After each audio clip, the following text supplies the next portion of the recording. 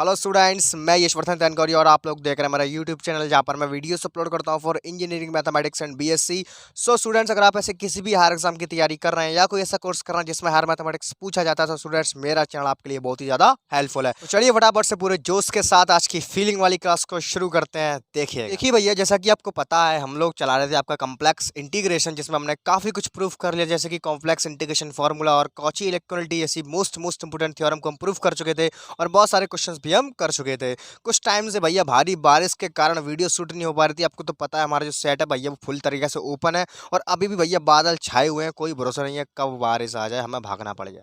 मैं वीडियो बनाने के लिए कल आया भी था, लेकिन आपकी क्लास कल नहीं हो पाई क्योंकि भैया बीच में बारिश आ गई, सब कुछ खराब हो गया था। काफ़ी टाइम से मेरा स्वास्थ्य थोड़ा सा खराब चल रहा था, जिसके कारण वीडियोस नहीं आ पा रही थी, लेकिन टेंशन मत लेना, आपकी क्लास दोबारा से रेगुलर होगी, मुझे काफ़ी उसमें रिलीफ मिल चुका है। तो भैया आज का जो टॉपिक है भैया वो है मोस्ट इंपोर्टेंट। आज हम प्रूफ करने वाले हैं भैया लिवेल्यू थ्योरम, मोस्ट इंपोर्टेंट भैया। इसका स्टेटमेंट तो प्रूफ करने आता ही आता है एग्जाम में। कोई सी भी यूनिवर्सिटी हो, आगरा हो, डीयू हो, एफएस हो, कोई सी भी यूनिवर्सिटी हो, हमें पूछा जाता है तो भैया बड़े ध्यान से और धैर्य पूर्वक आज का वीडियो देखेंगे। जल्दी से एक रफ नोट और एक पेन लेके बैठ जाओ। चलिए शुरू करते हैं। देखिएगा तो देखिए भैया, देखिए क्या है इसका स्टेटमेंट। आई होप आपको थोड़ा सा अच्छा दिख रहा हो, क्योंकि काफ़ी सारे लोग मुझसे बोलते हैं सर आप थोड़ा सा बड़ा लिखा करिए, तो मैंने काफ़ी थोड़ा सा ट्राई किया है इस बार थोड़ा बढ़िया और बड़ा बड़ा लिखने का। ठीक है, तो आई होप आपको अब सो अच्छे से दिख रहा होगा। ठीक है, आइए फटाफट से देखते हैं क्या लिखा है। देखिएगा, देखिए कुछ नहीं है। देखिए लिवेली थ्योरम का जो स्टेटमेंट है वो क्या कहता है, फील करा दूंगा धैर्य पूर्वक, ऐसे ही समझ। देखो क्या लिखा है, if F Z is regular, यदि एफ जेड कोई फंक्शन है भैया वो कैसा है, रेगुलर है। रेगुलर जानते हो भैया, रेगुलर और एनालिटिक एक ही नाम है, पर्यायवाची है। मैंने आपको कराया था एनालिटिक फंक्शन, जब मैंने करवाया था तभी बोल दिया था भैया रेगुलर भैया एनालिटिक का दूसरा नाम है। पल्ले पड़ा। यदि एफ जेड हमारा कोई फंक्शन है भैया वो कैसा है, एनालिटिक है। कैसा है भैया, रेगुलर है। In the whole Z plane, एक प्लेन है हमारा जेड प्लेन, मैंने बताया था सब चीज आपको पता है। एक जेड प्लेन में भैया पूरे प्लेन में अच्छे तरीका से वो कैसा है, एनालिटिक है। किसी भी पॉइंट पर कोई सिंगुलरिटी नहीं मिल रही है। ठीक है, F Z is regular in the whole Z plane. आगे चलते हैं। And if mod of F Z is less than M, ये चीज यहाँ पे समझने वाली है। ये लाइन छोटी सी क्या कह गई, गौर से समझना। Mod of F Z is less than M for all values of Z where M is some constant, then F Z must be constant. यहाँ तक तो काम डन है। अब जे क्या छींचा लेता है बीच में, आइए इसको थोड़ा और जूम करके समझते हैं। देखिए क्या लिखा है। देखो भाई, यहाँ लिखा है कि जो फंक्शन है भैया वो एम से छोटा है। जो फंक्शन का मॉड है वो एम से छोटा है। अब मैं आपको एक प्रैक्टिकली एग्जांपल देके समझाता हूँ, तब पल्ले पड़ेगा। देखिए ऐसे मान लो जो आपके पास है एफ एक्स बराबर की फंक्शन, मान लो आपके पास है एक्स स्क्वायर। ये कोई है नहीं है, मैं अपनी तरफ से आपको एग्जांपल देकर के बता रहा हूँ। ठीक है, मान लो एफ एक्स बराबर की एक्स स्क्वायर फंक्शन आने के लिए ले रहा हूँ, जस्ट किसी बुक का एग्जांपल नहीं है। ठीक है, एफ एक्स बराबर एक्स स्क्वायर है, लेकिन कोई एक वैल्यू है एम जिसपे आप इसमें एक्स की कोई भी वैल्यू डालोगे उससे छोटी ही आएगी। समझ रहे हो क्या कह रहा हूँ, दोबारा समझो। यहाँ पे आप एक्स बराबर 1 डालोगे आपको मिलेगा 1, 2 डालोगे आपको मिलेगा 4, 3 डालोगे मिलेगा 9, ऐसे चलते चले जाएंगे। ले पता है इसकी लिमिट क्या है, ये हमें ये पता है कि इसकी जितनी भी वैल्यूज आएंगी भैया इससे छोटी हैं, तो बाउंडेड हो गया। फीलिंग नहीं आई, दोबारा समझो। देखो मैंने क्या करो, मैंने कोई फंक्शन लेट के यहाँ पे एफ एक्स बराबर एक्स स्क्वायर। अब इसमें मैं कितनी भी वैल्यू डालूंगा, एक्स बराबर कुछ भी डाल दूं मैं इसमें, कोई वैल्यू डाल दूं एक्स बराबर, हमेशा वो सारी वैल्यू इस एम से छोटी होगी। ये जो एम है क्या, वो इन सबसे बड़ा है। यानी कि अगर इसमें कुछ भी डालूंगा वो हर वैल्यू भैया एम से छोटी ही आएगी। यानी कि बाउंड हो गया भैया, बाउंड, यहाँ तक ही सीमा रही इसकी, इससे आगे नहीं बढ़ पाएगा। ऐसे करके समझो, ये हो गया बाउंड। पल्ले पड़ा। दोबारा समझो क्या करी मैंने, जहाँ में तुम एक्स बराबर कुछ भी डालोगे हमेशा वो वैल्यू जन तक आएगी, जो एम से आगे नहीं बढ़ पाएगी भैया। ये बाउंडेशन लग गई यहाँ पे, पल्ले पड़ा। अब तो शायद फीलिंग आ चुकी होगी। यहाँ पे एम जी बाउंडेशन लग गई यहाँ में कि भैया कोई भी तुम वैल्यू डालोगे, इस फंक्शन की ये खासियत है ये भैया, एम जो वैल्यू यहाँ पे बैठा है, एम जो बैठा है, हर एक वैल्यू इसकी कोई सी भी हो भैया वो एम से सदैव छोटी रहेगी, एम को क्रॉस नहीं कर पाएगी। ऐसे फंक्शन को बोलते हैं बाउंडेड फंक्शन। यानी कि इसकी लिमिट एक बाउंड्री है भैया, इसकी एक बाउंड्री है जिसके पार नहीं जा पाएगा। अब तो पल्ले पड़ चुका होगा। ऐसे यहाँ लिखा है देखो, एफ जेड का mod is less than M, तो भैया जी लाइन कह रही है, क्या कह रही है कि जो फंक्शन भैया एफ जेड है भैया वो बाउंडेड है। क्यों है, क्योंकि एग्जाम्पल मैंने दे दिया। पल्ले पड़ा, बाउंडेड कैसे है, हम यहाँ पे कछु डालेंगे हमेशा भैया वो एम से छोटी रहेगी। यानी कि अगर यहाँ पे हम कुछ भी डालेंगे, जो बाउंड्री लग गई बीच में, एम की बाउंड्री लग गई, तुम यहाँ कोई सी गेंद डालो, कोई सा वैल्यू डालो यहाँ में, चेंज एन से पार नहीं होगी। हर एक वैल्यू, एवरी वैल्यू भैया वो एम से छोटी ही रहेगी, जालंग रहेगी, जालंग नहीं पहुंच पाएगा। तो ऐसा हमने पहचाना भैया ये फंक्शन बाउंडेड हो गया, ये यहाँ का पीक पॉइंट है। पल्ले पड़ गया। इस लाइन को समझना बेहद जरूरी है। एफ जेड का जो मॉड है वो लेस देन एम, भैया कैसा फंक्शन हो गया, ये बाउंडेड हो गया। शायद अब तो पल्ले पड़ चुका होगा, पल्ले पड़ गया, ठीक है। अब आगे चलते हैं। तो भैया पल्ले पड़ा, किस तरह से ये चीज आपको बाउंडेड दी गई है, इस तरह से दिया है। इसका मतलब क्या है भैया, जो एफ जेड फंक्शन है भैया वो कैसा है, बाउंडेड है, ठीक है। क्योंकि भैया एम एक ऐसा वैल्यू है जहां पर या जिससे आगे एफ जेड का कोई मान नहीं निकल सकता है। एम एक बाउंड्री टाइप में समझ लेना, यानी कि इसकी बाउंडेशन एम है, एम से आगे इसकी कोई वैल्यू नहीं आएगी। देखो क्या लिखा है, एफ जेड का mod is less than M for all values of Z. Z को जब तुम कछु वैल्यू डाल दो, हमेशा ही हमेशा जो एफ जेड का मॉड रहेगा वो एक वैल्यू है कोई एम, जो कि एक कांस्टेंट है, हमेशा उससे छोटा ही रहेगा। बाउंड्री ये जाते आगे नहीं निकल पाएगा, इस फंक्शन की ये विशेषता है, ठीक है। तो यहाँ पे एम क्या है, कांस्टेंट है। अगर ऐसी कंडीशन बन रही है तो जो पूरा फंक्शन ही हमारा कांस्टेंट होगा, बस लिवैल्यू थ्योरम ये कहती है। इससे आपका एक ऑब्जेक्टिव बन सकता है इस तरह से कि अगर आपको दे देगा एफ जेड एक एनालिटिक फंक्शन है और ये कंडीशन दे देगा आपको, तो ऑप्शन दे देगा आपको F Z must be constant, F Z does not constant, इस तरह से ऑप्शन आपको टिक करना होगा। तो आप तुरंत कह दोगे यहाँ से भैया एफ जेड क्या होगा, एक कांस्टेंट फंक्शन होगा। हो गया काम खत्म। स्टेटमेंट पढ़ ले पड़ा, बिल्कुल इजी सा इसका स्टेटमेंट है, एक बार दोबारा समझ लो। देखो कहा है, अगर हम पे कोई फंक्शन एफ जेड है जो एनालिटिक है, कैसा है, एनालिटिक है, और दूसरी कंडीशन क्या है भैया, अगर वो फंक्शन एफ जेड बाउंडेड हुआ है, कैसा है, बाउंडेड भी है, तो भैया उस कंडीशन में वो एफ जेड एक कांस्टेंट फंक्शन होगा। ये डायरेक्ट बात कहेगी, कौन ने कह दी जी बात, लिवैल्यू थ्योरम ने कह दी। लिवैल्यू भाई साहब ने क्या कह दी, अगर कोई फंक्शन एनालिटिक है, बाउंडेड भी है, तो भैया वो जरूर और जरूर वो कैसा होगा, एक कांस्टेंट फंक्शन होगा, बस काम खत्म। अब देखो मेरी तो आदत है, मैं एक बार नहीं 100 बार रिपीट करूंगा, जब तक बुद्धि में नहीं घुसेगा, ब्लड में नहीं घुसेगा, मैं रिपीट करता रहूंगा। 100 बार रिपीट करूंगा मैं तो, ठीक है। पल्ले पड़ गए, एक एक स्टेप क्रिस्टल क्लियर होना चाहिए, एक एक बात पर मनन करो। अब बात करते हैं भैया ये प्रूफ कैसे होगी, ये चीज हम कैसे सिद्ध करें कि एफ जेड जो कहा है एक कांस्टेंट फंक्शन होगा। कतई सिंपल, बहुत सिंपल। देखो मान लो मैंने लिख लिया यहाँ पे, आपको समझाने के लिए बोल रहा हूँ कि मैं इस थ्योरम का प्रूफ हम याद कैसे रखेंगे, इसको करेंगे कैसे। देखो ऐसे याद रखेंगे, देखो मान लो यहाँ पे मैंने लिखा एफ एक्स बराबर 10, कितना लिखा मैंने, एफ एक्स बराबर 10। तो आप साफ साफ दिख रहा है भैया जी फंक्शन एक कांस्टेंट फंक्शन है। एफ एक्स बराबर का है भैया, ये 10 हुआ है, एक कांस्टेंट फंक्शन है जी, का है एक कांस्टेंट फंक्शन। अब जब तुम चेक कैसे करोगे ये कांस्टेंट है, अरे भैया कांस्टेंट का मतलब है कोई सी वैल्यू उड़ा रहा हो लौट के तुम्हें बे ही मिलेगा। अरे मिलता रहो यार, देखो जहाँ मैं एक्स ही ना आता हो, तो एक्स बराबर तुम चाहे 1 लाख डाल दो चाहे 10 लाख डाल दो, तुम्हें हर एक वैल्यू पे 10 ही मिलेगा। कहाँ मिलेगा तुम्हें, 10। तो भैया ऐसे हम कह देंगे, लो प्रैक्टिकली प्रूफ हो गया कि ये फंक्शन कैसा कांस्टेंट है। एक तो मैं देख के मालूम पड़ रही है का कि एफ एक्स बराबर 10 है, जहाँ में कोई भी वेरिएबल एलिमेंट है ना है जो यहाँ चल रहा है वो, तो यानी कि यहाँ हम कछु बदलाव करेंगे या कछु वैल्यू डालेंगे, यहाँ कोई असर नहीं पड़ने वाला, जो है जैसा का वैसा ही रहेगा। तो भैया जे कैसा फंक्शन है, ये कांस्टेंट है। अब जा तो मैथमेटिकल प्रूफ कैसे करोगे, मैथमेटिक्स कहती है कि भैया अगर कोई फंक्शन कांस्टेंट है तो उसका डिफरेंस 0 आना चाहिए। डिफरेंस कैसा आना चाहिए, 0 आना चाहिए। लो आ तो रहा है, चाहे तुम यहाँ एक्स बराबर 1 लाख डाल दो, चाहे 10 लाख डाल दो, चाहे 1000 डाल दो, हमेशा ये वैल्यू 10 ही रहेगी, क्योंकि यहाँ कछु है ही ना, ये चेंज में होगा ही नहीं, एक कांस्टेंट फंक्शन है। तो जब बात आती है इसको प्रूफ करने की, तो हम क्या करेंगे, हमने क्या करो या हमने ऐसा चेक करो, कैसे चेक करो, हमने जहाँ में 10 लाख डाल रहा हूँ, 20 लाख डाल रहा हूँ, तो 10 ही मिलो, हमने डिफरेंस किया कितना है, 0। डिफरेंस कितना आना चाहिए स्टूडेंट्स, 0 आना चाहिए। तब वो फंक्शन कौन सा फंक्शन कहलाएगा भैया, तब वो कहलाएगा का कांस्टेंट फंक्शन। तब वो फंक्शन क्या कहलाएगा, कांस्टेंट फंक्शन। तो बस अब इसी बात को लेकर के हम इस थ्योरम को प्रूफ करने वाले हैं। बड़ा मजा आएगा, बिल्कुल लुल्ल थ्योरम है, हाल प्रूफ कर दोगे, ठीक है। बड़ा सहजता पूर्वक पूरी वीडियो को देखना, देखिएगा।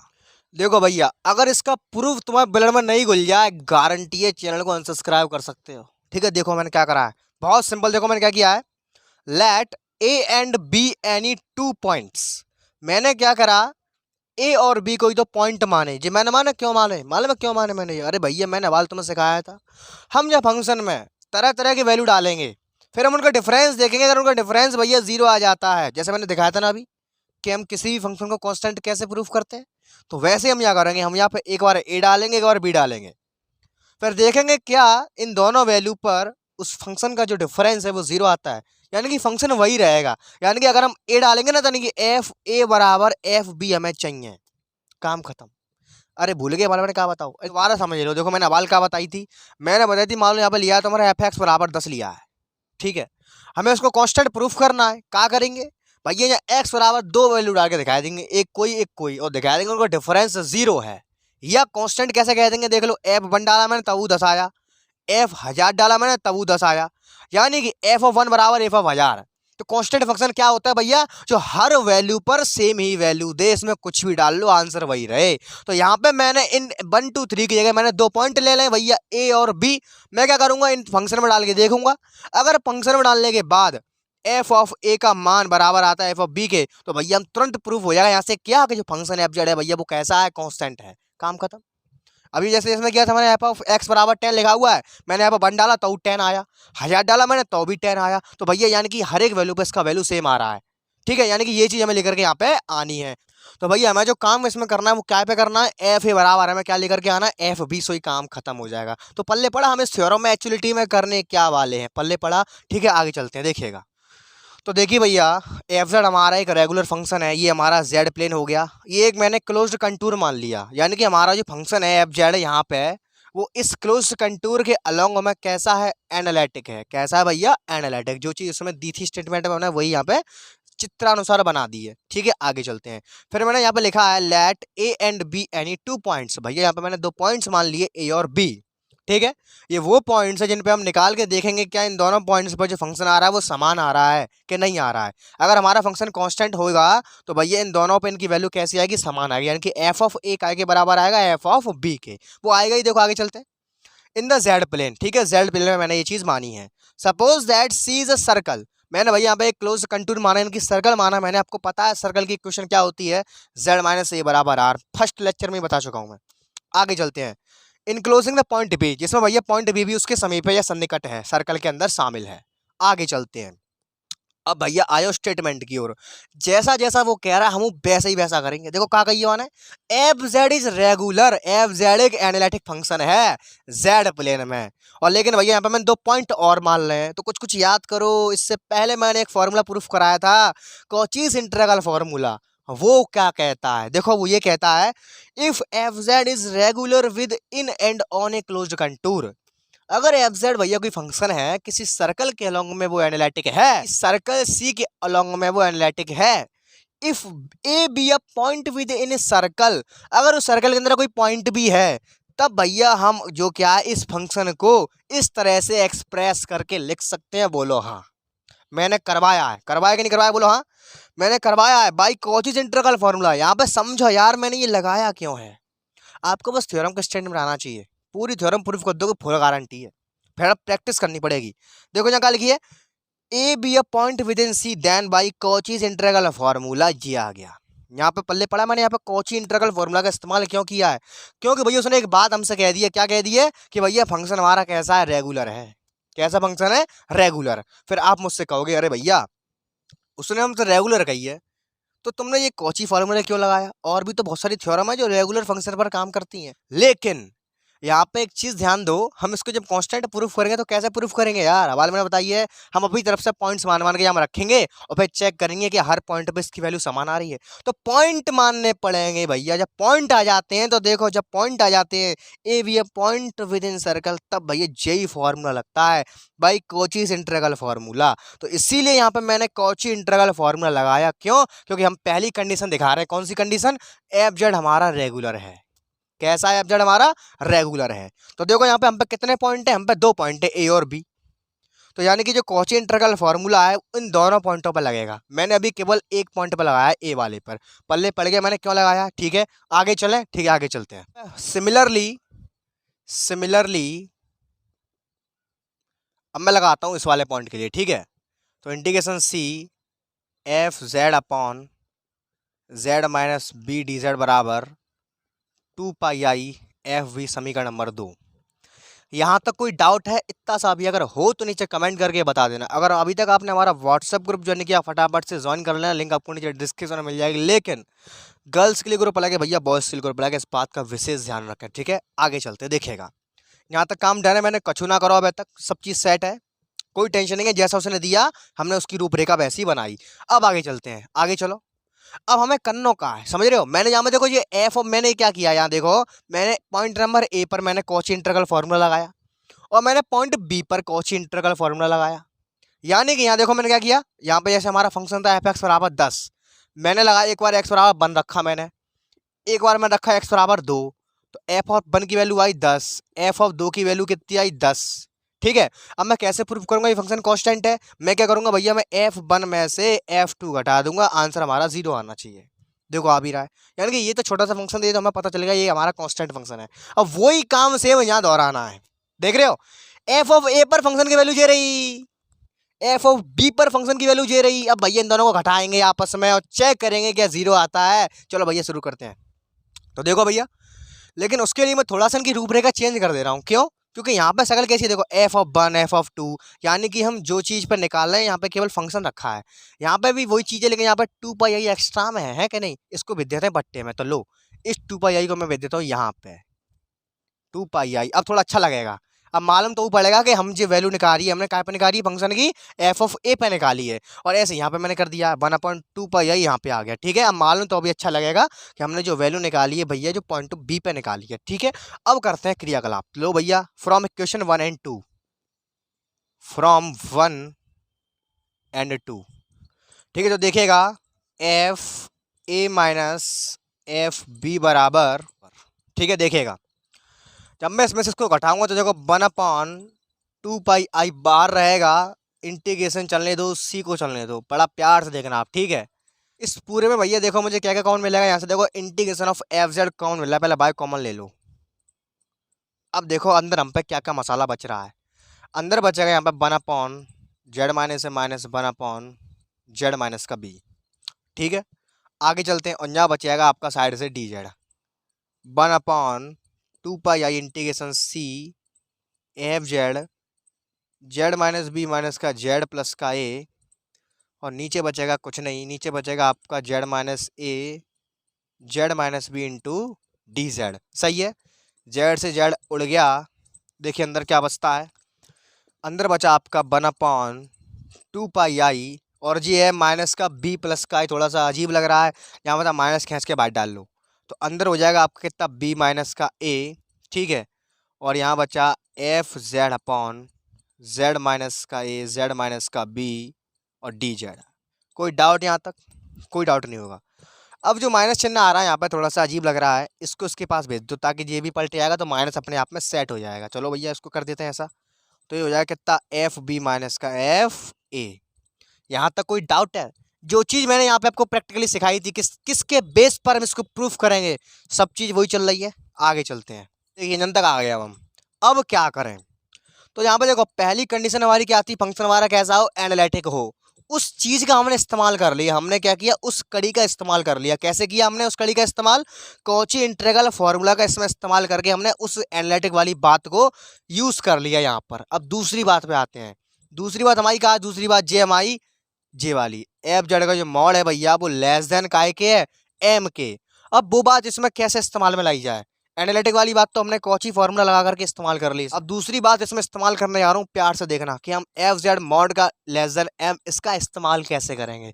देखो इसका इस्तेमाल हो गया, taking modulus on both the side, taking mod on both side.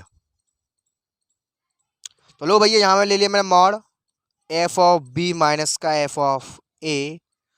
Mod में ध्यान रखना, मैं से देखो मॉड आई निकालूंगा, क्या निकालूंगा, मॉड आई, मॉड आई। ठीक है, देखो कैसे निकलेगा, मैग्नीट्यूड निकालेंगे, इसका क्या निकालेंगे, मैग्नीट्यूड। इसको मैं लिखूंगा 0 प्लस आई, ठीक है, रूट के अंदर आएगा 0 प्लस इसका कॉफिशिएंट 1, यानी कि 1 होती है मॉड आई की वैल्यू, कितनी होती है 1। तो यानी कि जब इस 1/2 पाई आई पे मॉड चढ़ेगा तो केवल 1/2 पाई बचेगा। ठीक है, मॉड में B minus A same to same रहेगा, या इसको एक संग लिख लो। ठीक है, mod of B minus A upon 2 pi, केवल आई का रूल खत्म। और यहाँ पे कितना रहेगा, देखो यहाँ पे इंटीग्रेशन चलने तो चल रहा है, तो एफ जेड का मॉड पल्ले पड़ गया, मॉड आ गया, समझ रहे होगे मैंने यहाँ पे मॉड क्यों लिया है, मॉड नहीं था ना हमारे पास, सही है, mod of F Z is less than M. जब तक मॉड नहीं होगा तब तक भैया हम इस लाइन का इस्तेमाल नहीं कर पाते थे, इसीलिए यहाँ पे मैंने मॉड लिया ताकि हम पे मॉड मॉड मैच खाए, हम इसके ये डायरेक्ट रख देंगे कितना एम, पल्ले पड़ी कहानी। आगे चलते हैं, ठीक है, यहाँ पे हो जाएगा डी जेड का मॉड, और नीचे बचेगा आपका कितना mod of Z minus A और mod of Z minus B. बड़ा बढ़िया कहानी चल रही है।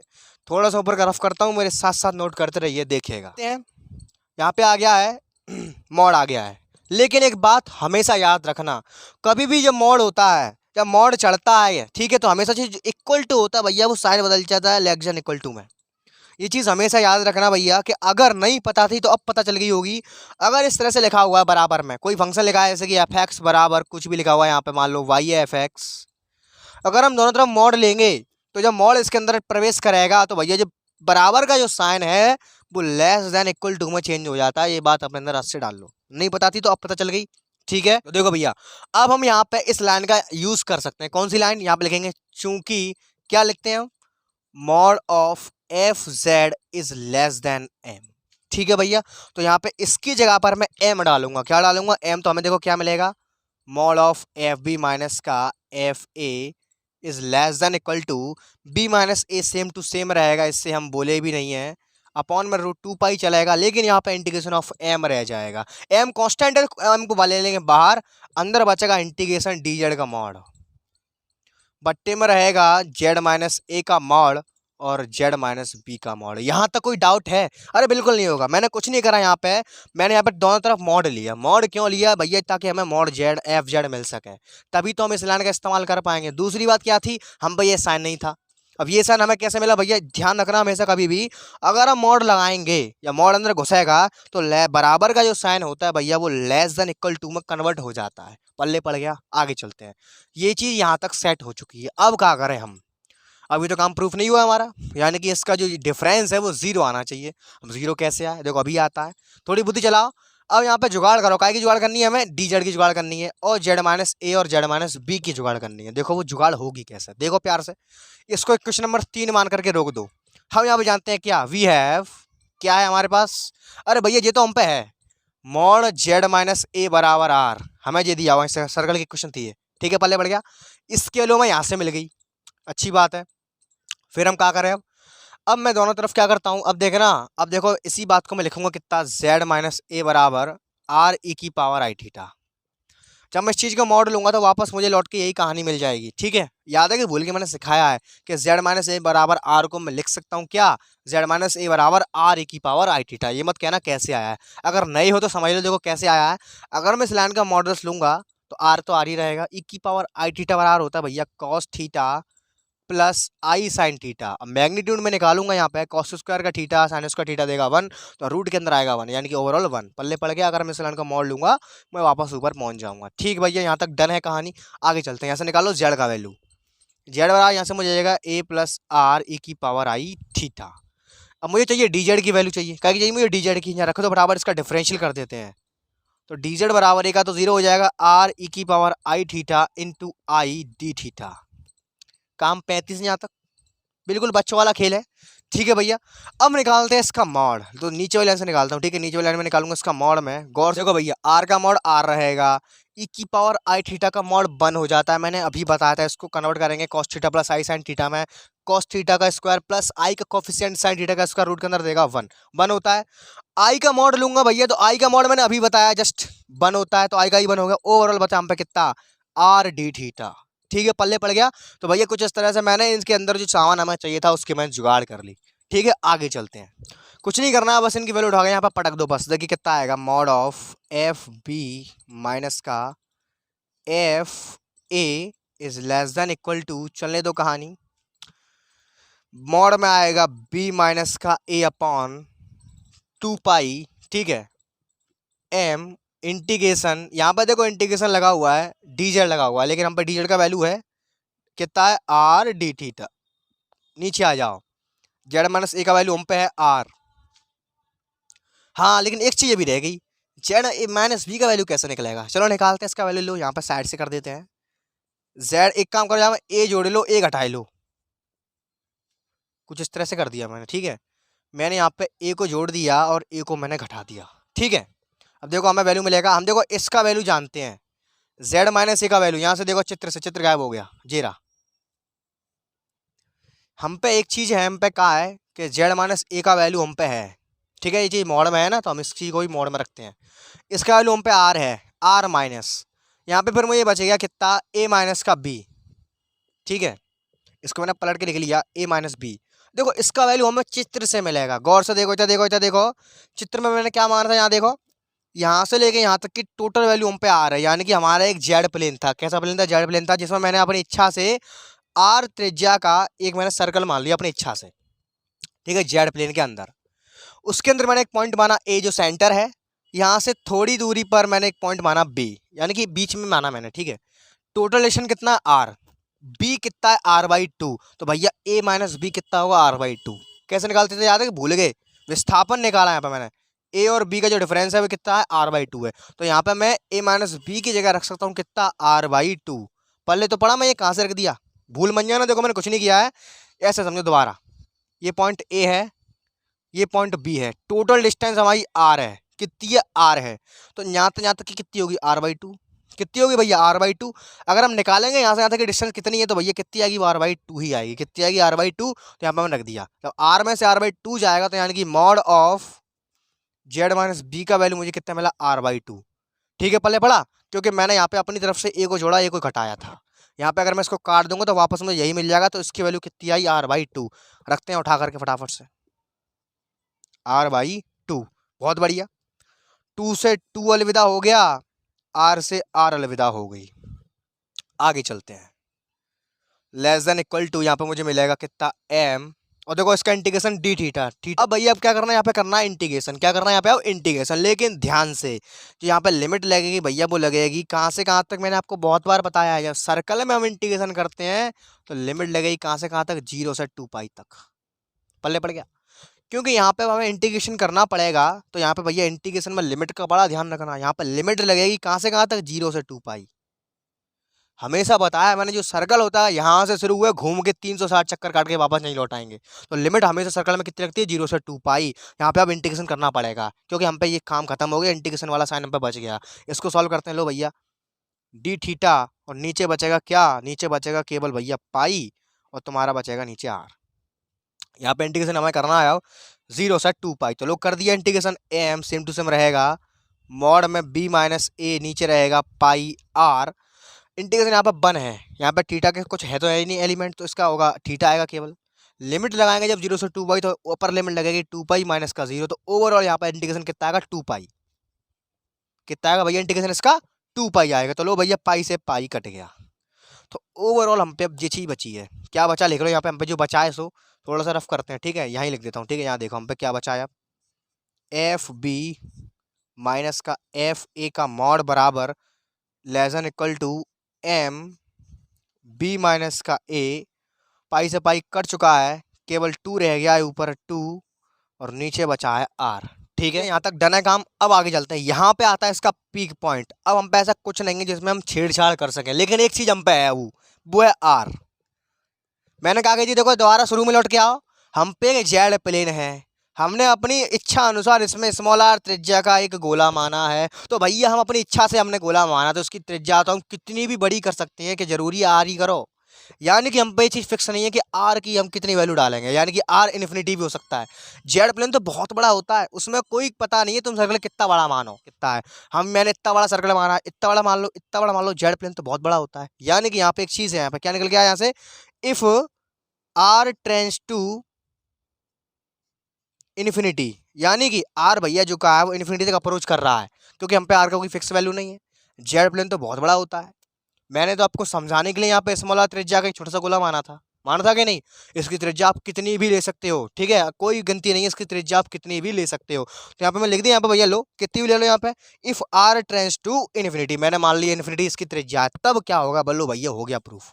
तब क्या होगा देखो, mod of F B minus का F A is less than equal to, यहाँ पर फीलिंग करना भैया, 2m, और मॉड रहेगा ऊपर b माइनस का ए, b माइनस का ए, और नीचे भैया आ गया इन्फिनिटी। लो हम जो चाहते थे वही हो गया भैया। इन्फिनिटी का भाग काऊ में देते हैं वो चीज़ 0 आती है, आपको पता है, क्योंकि समथिंग अपॉन इन्फिनिटी हमेशा क्या देगा? 0 देगा। और जो चीज़ हम चाहते थे हमें वो चीज़ मिल गई, यानी कि एफ ऑफ बी माइनस का एफ ऑफ ए का जो मॉड आया वो 0 आया। यहाँ से एक चीज़ निकल करके आई क्या? एफ ऑफ ए बराबर एफ ऑफ बी। क्या हम यही चीज़ प्रूव करने वाले थे? तो भैया लो, जो चीज़ हम प्रूव करना चाहते थे वो चीज़ आ चुकी है यहाँ से। दोनों वैल्यूज़ कैसी आ गई, बराबर आ गई। उन दोनों का डिफरेंस कितना आया, 0 आया। तो भैया यहाँ से क्या कह देंगे, जो फंक्शन है भैया वो कैसा होगा, कांस्टेंट होगा। ठीक है, तो लिखते हैं यहाँ पे hence F Z must be constant, और नीचे लिख देंगे हैं प्रूव्ड। तो लो भैया, बड़े प्यार से आपकी पूरी थ्योरम, वैल्यू थ्योरम बड़ा अच्छे तरीका से प्रूव हो चुकी है। कैसा लगा कंसेप्ट, मजा आया?